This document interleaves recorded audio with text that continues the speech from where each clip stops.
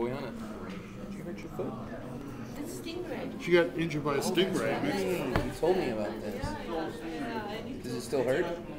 I don't have skin. Okay, make sure you get the elective sheet, guys. Very slowly. Just go sit down. Just make sure you get it later. Like I think that in October I will have the... Oh, man.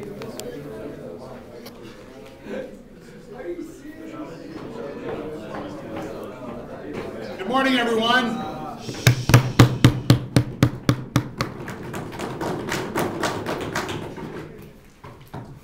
Whether you're aware of it or not, I would like you to be aware of it. It's true. There is a tremendous explosion of debating activity going on all around the world in countries you wouldn't imagine. Right? Soon we're going to be debating against each other instead of having wars. Well, one can dream, right? Well, it'd be nice to not have wars, whatever we replace them with. And there are a number of people who have been global leaders in this movement. We'll hear from one of them today. She has done a lot in her country of Slovenia, a gorgeous, prosperous, clean, beautiful country of 2 million people. And they have certain things that they are really good in. They're really good in Latin dancing, for example. So, Scott, you know, you might want to remember that. And they're very good in sailing certain kind of sailing ships, even though they only have, 34 kilometers of coastline. But one of the other things they have a lot of is debate, and due to the work of our speaker today, they have a huge number of high school debate clubs. They have very active university debate clubs.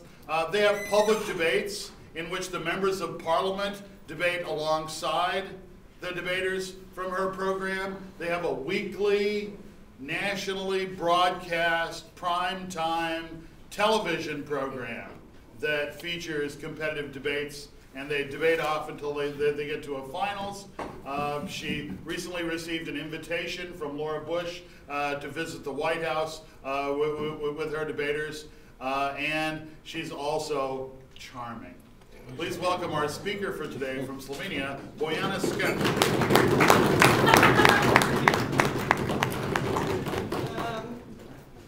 Okay, I would like to start with something which is not really the proposition, because judging the debates, I realized that a lot of people are still struggling with the structure of the speeches. So I would like at the beginning, we will just spend some time on how should the speeches be structured, every speech in the debate, right? And then we will move to the proposition. So first, like every speech, it needs to have an introduction and a main body and a conclusion.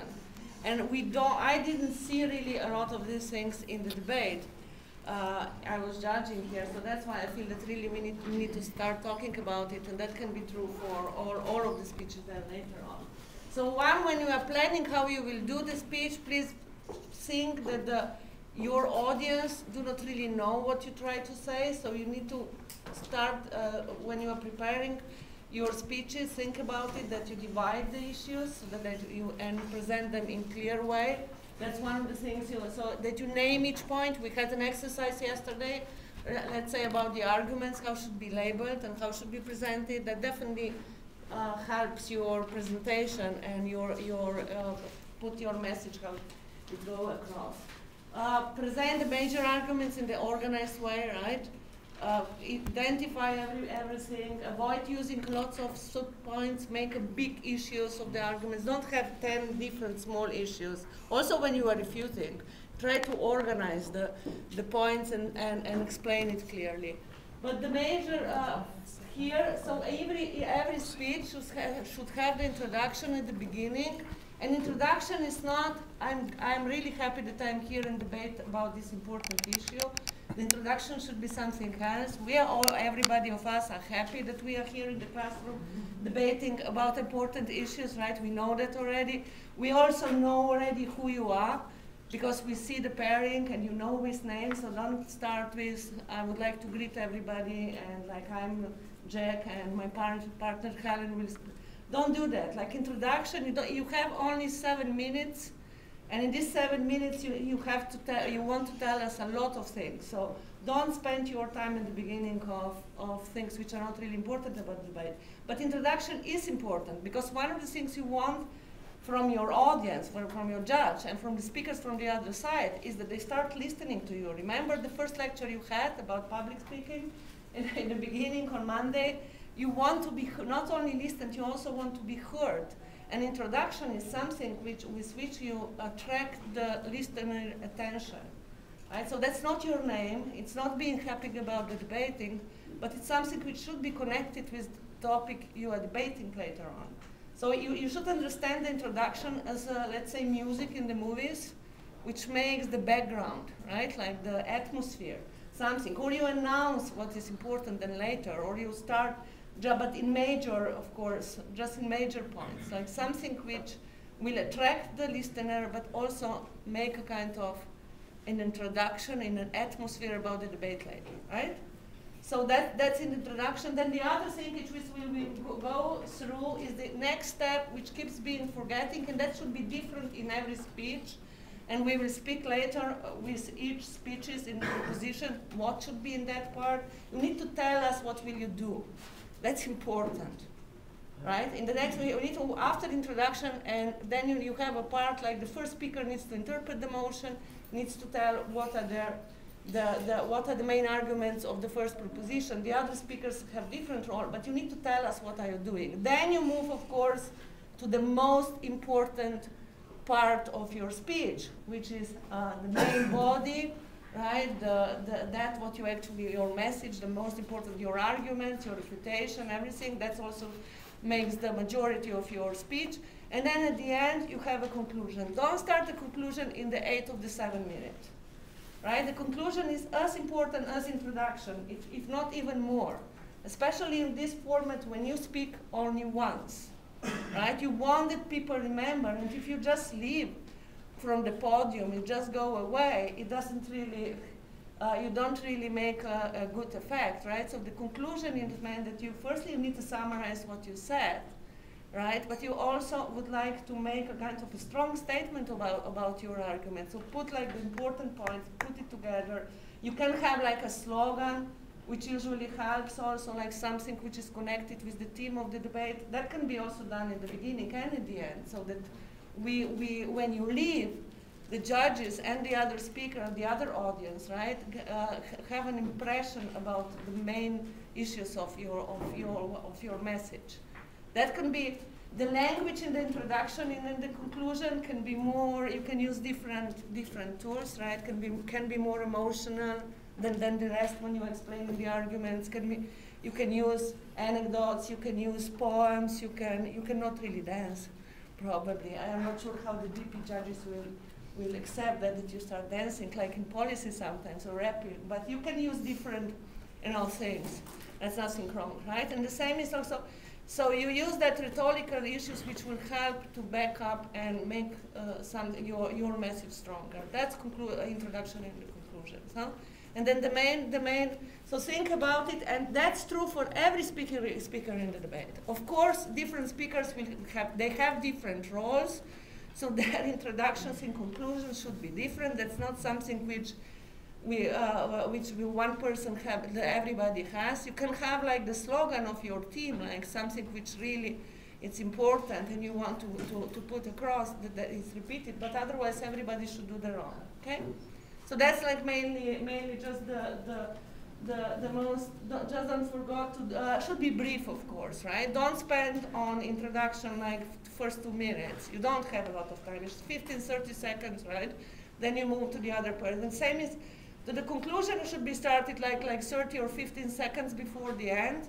As you know, in this format it's allowed that you can speak a little longer, right? So you can go after 7 minutes, like 15 or 30 seconds, but you should still conclude. Don't start explaining to the last point in the last minute, right?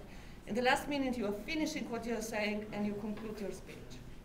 Okay? So that's, but when you're planning your speeches, think a little also about this thing. Don't only think about the arguments, because that's the way how your message is better packed and that. Okay, so I think we done that, I guess, because we don't have, Okay, now about the proposition. I would. There are a couple of things about. No, You want to hand these out now? Or? no, I will do that later. Just like it's easier for all. Yeah. No, this one I'm separate. Okay, All right, she wants you to listen instead of going to sleep and looking at the handout. Yeah, the handouts you're getting at the end. Yeah, okay. It's proposition, as now already you know, there are 4 teams at the proposition, and we will start and we will go through each speech, because they have different function and they need to be prepared differently. Like it is by statistics from the tournament, it seems that the most difficult position to win the debate is the first proposition. I'm not sure why is that so. I think there are different reasons. I feel that there are 2 major reasons why. One, because it's difficult to propose. Lots of people feel that it's easier to destroy than to build, right? And that's like proposition, yeah. That's how it is, usually is, right? In the first proposition, they need to build the whole case and prepare for the debate, like make the ground for the debate, and have the same time that which team has the most time to prepare for the debate, during the debate? Which team has the longest time for preparation? Second top, right? Because you have like 15 or half an hour time for preparing. First proposition has only 15 minutes, and actually they need to present the majority of things which are prepared, because the first proposition speak is completely done in advance, right? I think there are 2 major reasons why the first proposition is so usually so difficult to win. One is that it's difficult to propose and have to build the case and everything and explain everything, interpret it. And the other thing is that sometimes judges forget how good job was done by the first proposition. And they avoid, that was my experience on judges. Like I often felt that that it's more awarded the speaker who is at the end, because they come last, and that you forget till the end or before the second opposition speaker they finish. You already forget what the first government did, right? But that means that you need to really prepare a clear and important case at the beginning. So this how you settle the debate is very important, like in the first one. Yeah. Oh, yeah. So the same, Tuna, can you change it? Would you like to change it? Yeah.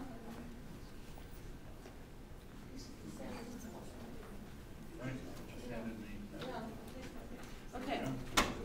The same, like the first speaker needs to, at the proposition, right? The same, the structure needs to be the same as we said at every speech today. So you have an introduction, then you have the interpretation of the motion. And now this interpretation of the motion, I prefer to say interpretation than definition, because if we name it definition, then sometimes it gets confused. People think that means you take a dictionary and just copy the word from the dictionary. Though I do recommend the dictionary also for people whom English is not a second or a foreign language, right? Of course, those speakers should have the dictionary anyway, English. But I think it's very useful also for the native speakers, because, words have different meanings, and you can interpret them in especially English. If you look at the dictionary for English word, sometimes one word means very, very different things. Right? That's why you have all the paragraphs. So that's always like useful that you have with you. The other thing which is very useful when you have for this type of debate is a type of almanac, in which you have information of some statistical information about the word and everything. Like I really recommend Britannica Almanac for a year. Like they publish every year at the end of the year or the beginning of January, like Britannica Almanac for 2007, let's say, and you can find there anything. Like, all the countries, the presidents, the child rate, mortality in, Senegal, such things which can be, a lot of things is in, and you can use that for preparing, and also maybe for defining sometimes, right? You don't even know what will you get. Now, what does need the first proposition speaker do? Of course, interpret the motion in such a way that make the ground for the debate. The definition, the interpretation of the motion should be fair, right? What I mean by fair, that means that you don't define the motion in such a way that the opposition can't do anything, right? It's a job of the proposition to fairly define the motion, right? To make it like so that both sides can have arguments and that can be arguing that. Now you need to put it in a specific, so you can't change the motion, right? And sometimes what you need to prove here is whenever you're interpreting the motion, there is a reasonable link to the motion. Like yesterday I was judging the debate about the boycott of Olympic Games, when the boycott was presented as no American flag at Olympics. And that was presented as boycott. I'm not really sure if that's the right interpretation of the boycott. If we check in the dictionary, probably that would not be one of the definitions of the boycott, right? But yeah, no, leave it. Just an example because it happened, but that sometimes happens in the debate, that the proposition defines the motion in a way which is not really expected, or is unusual, or is something strange, right? That's so-called squirrel, yeah. The people, sometimes you will hear that, right? That is not one of the things you should do, right? So it's your job, and you're penalized if you are doing that, right? So in a way, be careful about it. You can be penalized by judges. You can be definitely penalized by opposing team who would attack you and saying that's not what you should do in that. You should not place definitions in the interpretation of the motion in this type of in BP should not be time set or place set, right? So you don't define this house as the United States of America, right? Or you don't define United States as like that's you don't define in such a way to say, okay, by this house we mean United States. However, when you interpret the motion, when the motion calls for action, you probably will need to talk also who would do the things, right? But not in that literary, that's not a requirement. You also can't say, okay, let's talk about let's put it in 18th century in France and debate there, right? Or you can also, can say, we will talk explicitly about, I don't know, Carmel in California as the main, so be careful when you're doing that. Now, Tuna, can you move it to the other? Second page? Yeah. Because I would like to move to there are different types of motion. Anybody? There are different ways how the motions, the topics are yeah? Motions ban something? Yeah, so what type of motions are the one which ban something? Policy. What about the other type of motions?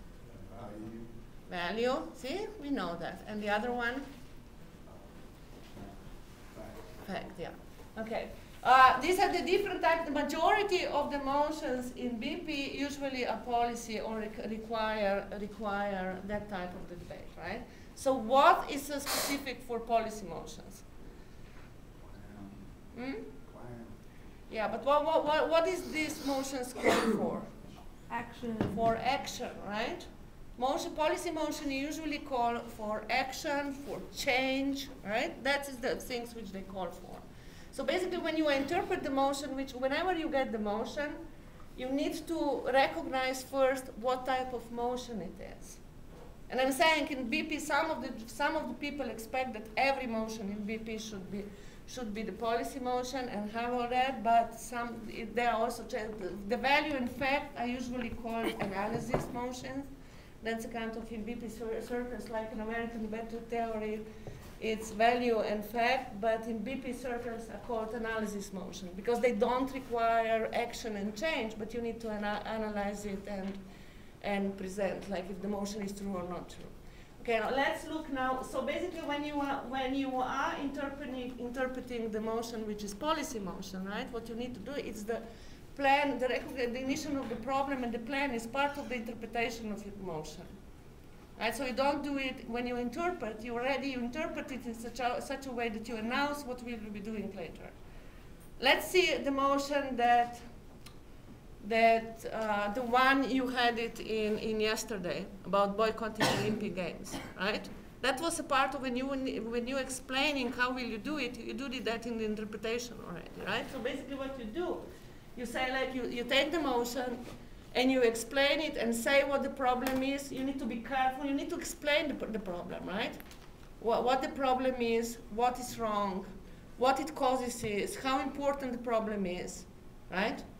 And you need to, then you explain, you have a model, how will you solve it, and when how will you solve it, you include who will do it, and how will do it, and all.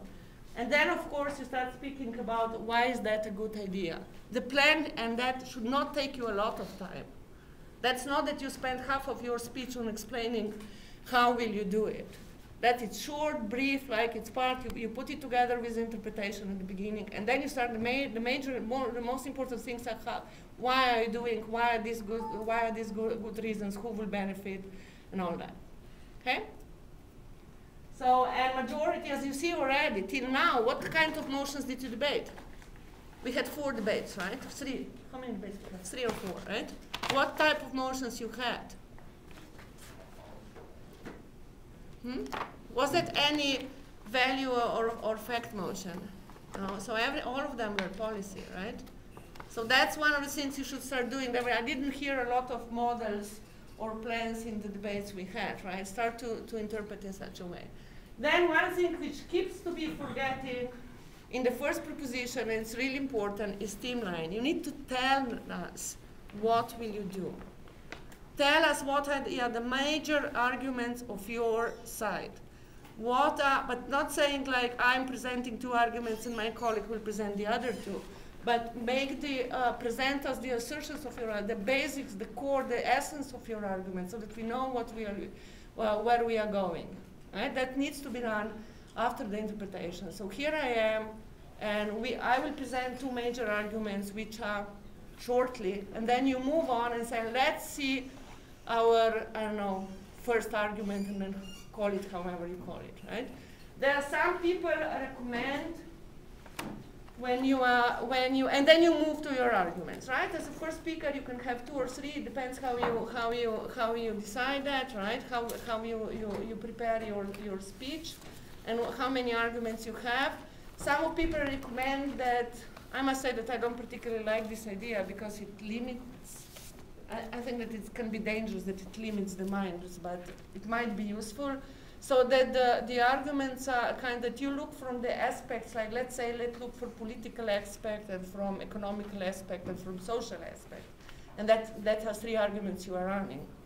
And in a lot of debates you can do in such a way, or something similar, but I feel that it might be dangerous, but if it's helpful to you, you can start thinking in that terms, right?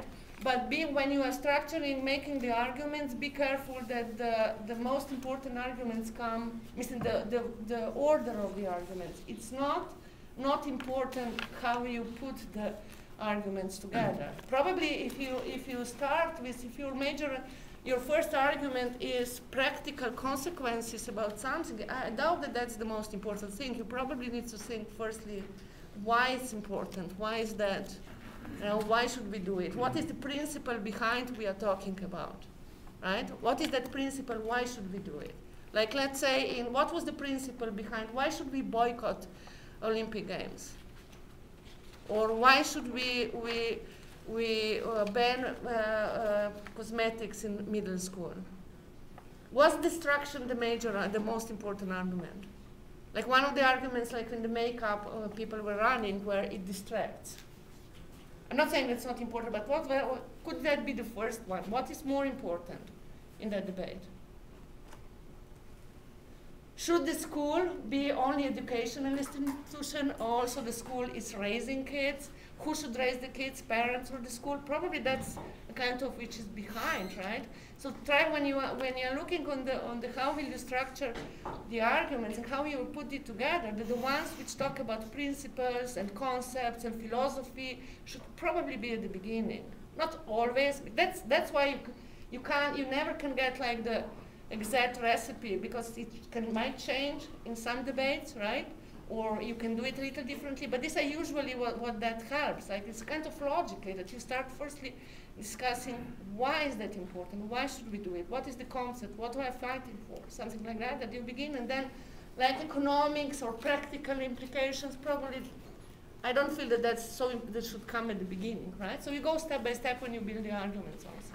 Okay, so that's, and of course you have the conclusion, right? But when you are moving from one point to the other, please make the job to your opponents, the other debaters in the room, which are on your side, and to the judge, easy, and make it simple. Right? Say, here is my first argument, explain it. Now I'm moving to the second one, explaining. Now I will summarize this debate, and then you go. Okay? Tuna, can you put the? I'm fine. No, I'm fine. Okay, the second speaker, right? Again, has introduction, has conclusion. Now, it didn't used to be like that, but now more and more it's really expected that the second speaker on both sides, government and opposition, have new arguments to support the motion. Not only, like years ago was enough that the second speaker was just extend the arguments which were presented by the first speaker, but now it is expected that they have like new matter. Right? But there are other jobs. If that's one, so second speaker on both sides, you need to present new arguments for or against the motion. It depends whether you will have opposition. They say that the thing which the second government, of course, needs to do is rebut the arguments of the first opposition. Right? And usually it's good that you start with that. So because it's a kind of, that's how debate flows. Right? The first opposition speaker finishes. And and you start to rebut their arguments. The other thing which the second speaker needs to do is also extend the arguments of the first speaker, right? So because the first opposition speaker will attack the arguments, and they will not be as strong anymore. So you need to back up what your partner was presenting, make it stronger, and then you need to present your own new arguments. And that's why these new arguments need to be presented by your first speaker already at the beginning, so that that's clear what is going on. Now, how this follows is not really it changes like a lot, but people start with rebuttal, and then they start to present, and then it's kind of up to you how you do, or you start extending first the arguments of the first proposition, or you first start explaining your new matter. Ideally, when it's really good, is that, let's say, your arguments directly refute opposition side, but that's quite difficult, very rarely to be seen. Like, so that you construct your case in such a way that directly clash to the first opposition, and vice versa, of course, also. But that's, I don't see that very often. It seems that it's pretty difficult to do. Of course, you need to announce after the introduction. You need to announce what will you do. But the announcement doesn't mean that you say, I will rebut, and then I will present my arguments. Tell us the essence, the content, what will you do, right? Here are the main flaws of the opposition, and then you start rebutting more in details. Here is the core issue of our constructive arguments, and then you start to develop them in detail. Don't just say, I will refute now, and then I will present our arguments. That doesn't tell, I know that you need to do that. That you need to do that. That's your job as the second speaker of the government, right? Everybody knows that. But I don't know what will you actually do, right? So try to do in such a way. Now the third speaker, yeah. And here is that which a lot of people have a lot of problem with that. Again, you need to have an introduction. You need to announce what will you do. You need to rebut, respond to opposition argument, but then you need to do something, you need to bring something new in the debate. You need to have new arguments. The same as the second government, and they are different, and these arguments should not contradict the arguments of the first opposition, the first proposition. Should be loyal, you should continue that. And here it's often problem, people don't really know what is that new method, how to do it. It helps you when it's the good extensions. There are different ways how you do it, right? One type of extension is that you just list additional arguments which support the motion. But making it really good, it would be great. It's that you also include what the first government side presented, and you make it, you back up it, and you continue in a way. And that's something which is often very difficult to do it. But easy thing is really like, it's not such a problem if you think it from the perspective that you need to bring something new, but also move the debate in a different direction. Let's say that it's very trivial. Let's say that the first government mainly speak about practical issues of one of the problems. You start speaking about the more conceptual ways, right? Or let's say that the first government, it works also when the first government doesn't really do well the job, that you deepen the analysis, and you say that.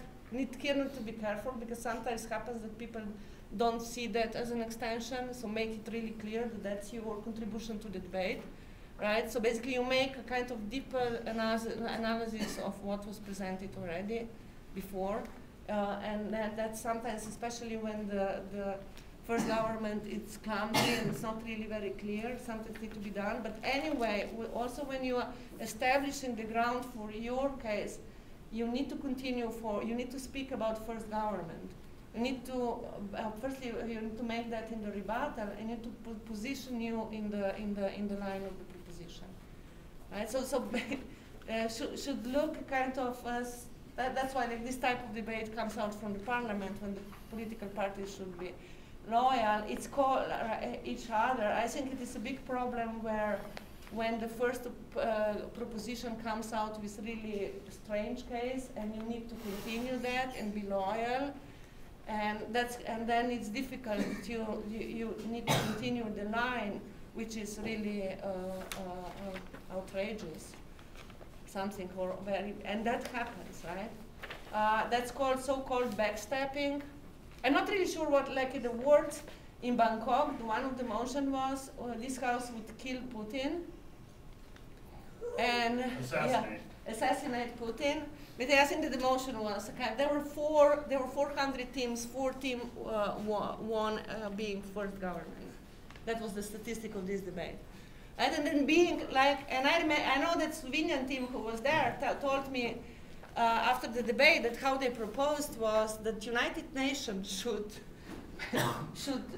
take the leading role in that and support the assassination of Putin, right? Because in specific cases that's pretty dangerous way to go. So being second government after that, I'm not really sure what you can do, right? Listen, continue such a, like me as a judge, like some judges, I hear that, and I'm not sure if that's the best practices of BP.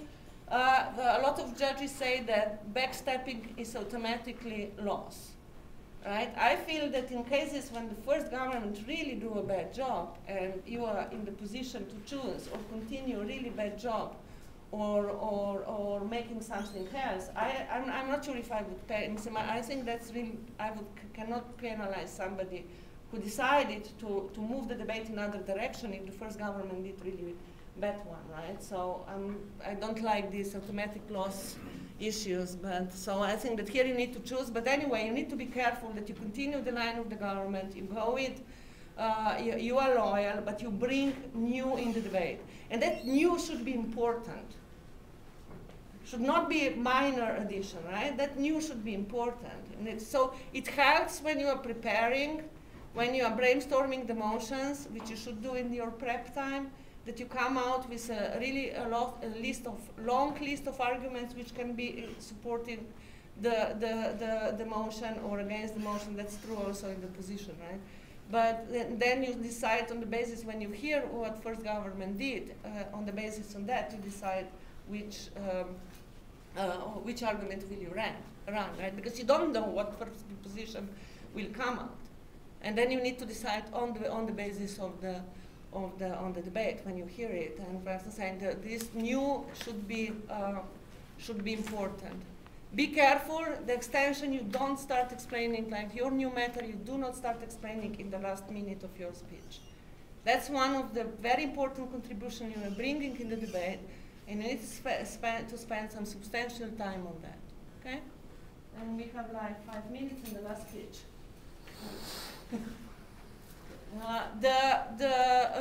The last speaker in the debate, in the proposition, doesn't bring anything new in the debate. Be careful, guys, because I think that was something which keeps happening in the debates. Here, that people are bringing new material in the last. So again, you have introduction, announce what will you do. You have 2 main tasks to do, right? You need to rebut opposition arguments, and you need to extend, back up, whatever, defend the arguments of your side. How you did, and not only the arguments of the second government, but of the whole proposition line. Both teams. You should speak about the arguments which were brought up from the first government too. And usually the speakers are awarded if, although you compete against each other, right, you need to be nice to the arguments of the first government because you are together.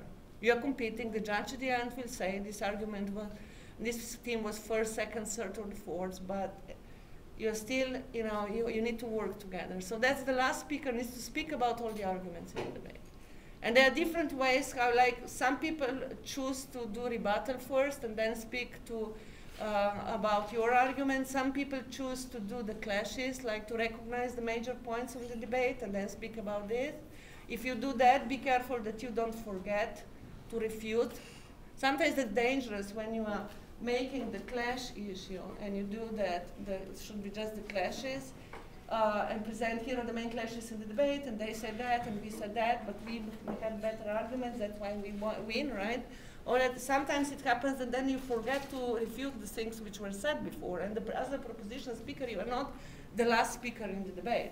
You come after the first opposition speaker, so the first thing you need to do is, like, first opposition speaker will present their extension, the new arguments, so you need to refute that. And if you start very soon with the clashes, which some people like to do, it's a dangerous that you forget that, which is really important. Like, you should be important, right? Was the first opposition first speaker of the second opposition bring up? So and of course you need to, at the beginning you have introduction again. You need to announce what will you do. Like, a lot of people feel that it's better that you start with rebuttal and then speak about your argument, so that the impression when you stop talking, that you don't finish to talk with your opponent arguments, but that you finish to speak with your argument. Just psychological, it's not really a big deal, but it's kind of psychological what actually, that you finish with your stuff. Don't spend 2/3 of the time of the argument of the other side, right? You need to speak also about yours, because yours are the ones which you are proposing, right? And that's basically it, right? So how you do it, it's, again, up to you. You need to learn. It's important thing that you know what you need to do, right? You need to speak about all the arguments of the debate. The last speaker has really a lot of things to do. Because there are a lot of arguments being explained in the debate, and you need to cover everything. So that's how you need to come out with a lot of them.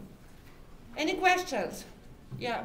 You said that the first government speaker, the first team, basically has a statistically less chance of winning because it's forgotten. Would you say a good strategy then is to ask points throughout the speech, so it keeps their argument in mind? Yeah, definitely. That's definitely that's why points of information is so important, right? So yeah, if you have your speech and you finish to speak, and then you don't ask any points, you will definitely forget. You should be the most active, right? You even don't need to be so. And of course, you need to have clever. But I think that Debbie has an election, how to win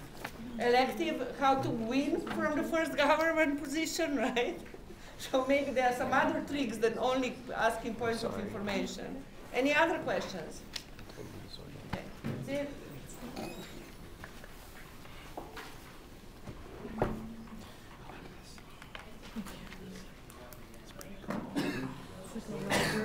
This house would pay the morbidly obese to lose weight. Yay, Bojana.